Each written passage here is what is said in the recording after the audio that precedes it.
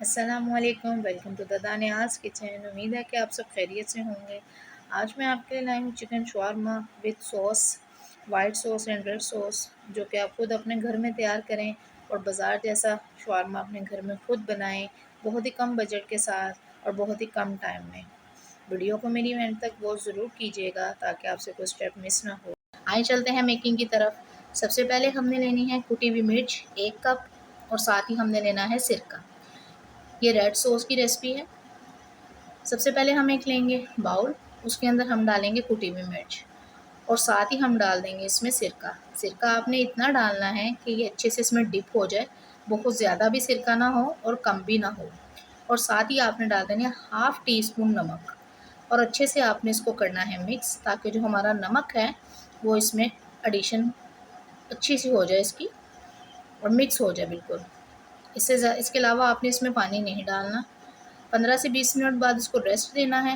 اس کے بعد آپ نے اس کو بلینڈر میں ڈالنا ہے۔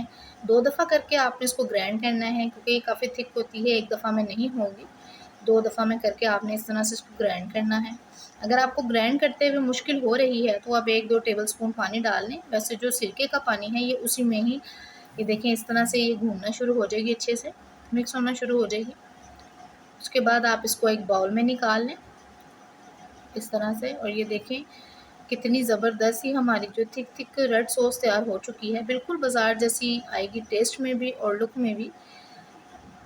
2-3 چیزوں کے ساتھ بہت آسانی سے آپ اپنے گھر میں اس کو بنا سکتے ہیں۔ اب چلتے ہیں وائٹ سوس کی طرف۔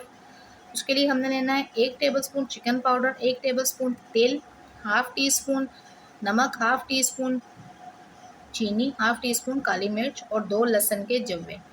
یہ چیزیں آپ کے لیے آپ کے پاس لازمی ہونی چاہیے۔ اس کے بعد ہم لیں گے ایک جگ میں، چھوٹے سے جگ میں ڈالیں گے آئل، اور ساتھ ہی ہم لیں گے ایک انڈا۔ آپ آئل جو ہے کسی ایسی چیز میں ڈالیں، جگ میں ڈالیں، کسی ایسی چیز میں ڈالیں کہ جس میں آرام سے نکل آئے ہلکا ہلکا۔ انڈا جو ہے ہم علیحدہ سے توڑ کے چیک کر لیں گے کہ خراب تو نہیں ہے، چھلکے وغیرہ تو نہیں ہے اس میں۔ اس کے بعد ہم ڈالیں گے جگ میں انڈا، لہسن کے جوے، اور ساتھ ہی ہمارے جو خشک مسالے تھے وہ، اور ہم اس کو اچھے سے گرائنڈ کریں گے۔ یہ دیکھیں اس طرح سے آپ نے اس کو گرائنڈ کرنا ہے۔ اس میں پانی کچھ اور نہیں ڈالنا، جو چیزوں کی آپ کی کوانٹٹی بتائی ہے آپ نے یہی ڈالنی ہے۔ جب یہ ہاف گرائنڈ ہو جائے تو گرائنڈر کو چلاتے رہنا ہے مسلسل، اور اس طرح سے اتنی کوانٹٹی میں آپ نے اس میں آئل ڈالنا ہے۔ یہ جو سوس ہوتی ہے اس کو بہت احتیاط سے ہم بناتے ہیں، کیونکہ یہ سوس بہت جلدی پھٹ جاتی ہے۔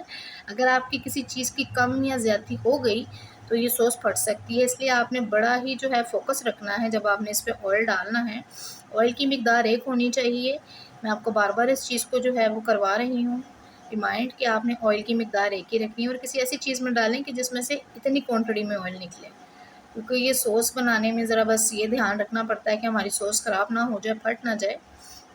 اگر آپ اتنی کوانٹٹی رکھیں گے تو یہ بہترین ہماری سوس تیار ہوگی۔ جیسے جیسے آئل ڈلے گا یہ تھک ہو جائے گی، اور یہ دیکھیں کتنی زبردست ہی ہماری سوس ریڈی ہو چکی ہے۔ میں آپ کو یہ ساری جو ہے باؤل میں سرو کر کے دکھاتی ہوں۔ یہ زبردست ہی ہماری تھک سی یہ جو ہے سوس تیار ہو چکی ہے، بالکل بازار جیسی ہوگی یہ۔ آپ کو شورمے میں بہت ہی مزے کا ٹیسٹ دے گی۔ یہ دونوں سوسز اپنے گھر میں ضرور ٹرائی کیجیے گا۔ چلتے ہیں میرینیشن کی طرف۔ سب سے پہلے لینا ہے ہم نے 1/2 ٹی اسپون نمک، 1/2 ٹی اسپون کٹی ہوئی مرچ، 1/2 ٹی اسپون ہلدی پاؤڈر، 1 ٹی اسپون پسی ہوئی مرچ، اور 1/2 ٹی اسپون لینا ہے آپ نے لہسن پاؤڈر۔ چکن آپ نے لینا ہے بون لیس، اور اس طرح سے یہ مسالے سارے آپ نے اس کے اوپر اچھے طریقے سے جو ہے لگا دینے ہیں۔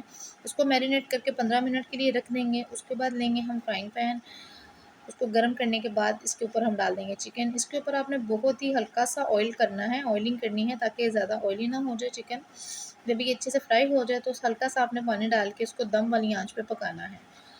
اتنی دیر میں آپ نے ایک لچھے دار پیاز کاٹ لینا ہے، اور اس میں ہلکا سا نمک ڈال کے بالکل چل واٹر ڈالنا ہے آپ نے، جیسے ہم برف والا پانی بولتے ہیں، اور اس کو ایک سائڈ پہ کر دینا ہے۔ اتنی دیر میں ہمارا چکن بھی ریڈی ہو گیا ہے۔ یہ دیکھیں ہمارا جو مسالہ لگا ہوا تھا اس کے اوپر میرینیشن والا، زبردست ہمارا چکن ریڈی ہو گیا ہے۔ اب یہ دیکھیں سب چیزیں میرے پاس موجود ہیں، اور کھیرے جو تھے وہ میں نے کافی دیر پہلے سرکے میں ڈال کے بھگو کے رکھ دیے تھے تاکہ اچھے سے اس میں ٹیسٹ آ جائے۔ اس کے بعد آپ نے جو شاورما بریڈ ہے اس کو ہلکا سا سیکنا ہے، اس پہ آئلنگ نہیں کرنی بالکل بھی۔ سب سے پہلے ہم لگائیں گے اس پہ وائٹ سوس. وائٹ سوس لگانے کے ساتھ ہم لگائیں گے ریڈ سوس. اب اپنے اسپائس کے مطابق اس کو کم یا زیادہ کر سکتے ہیں. اس کے ساتھ ہی ہم لگا دیں گے چکن. چکن کو بالکل سینٹر میں رکھ کے لگائیں گے تاکہ جب ہم شاورما فولڈ کریں تو ہمارے سارے مسالے اور اسپائسز وغیرہ سینٹر میں رہیں. اس کے ساتھ ہی ہم لگا دیں گے کھیرے. کھیرا لگانے کے بعد ہم اس کے اوپر لگائیں گے پیاز. اس کے ساتھ ہی ہم لگا دیں گے سلاد کے پتے اور اوپر ہم دوبارہ سے وائٹ سوس ڈالیں گے. وائٹ سوس ڈالنے کے بعد ہم اس کو کریں گے ریپ. بڑے اچھے سے اس کو ایک ہاتھ سے اس طرف سے کر کے ٹائٹ کر کے رائٹ سائڈ سے فولڈ کر کے آپ نے اس کو بالکل ایکول سا فولڈ کرنا ہے اور اوپر سے اس طرح سے آپ نے اس کو فولڈ کر دینا ہے. یہ آپ کا ٹوٹلی سارے جو ہے شاورمے ہمارے ریپ ہو چکے ہیں.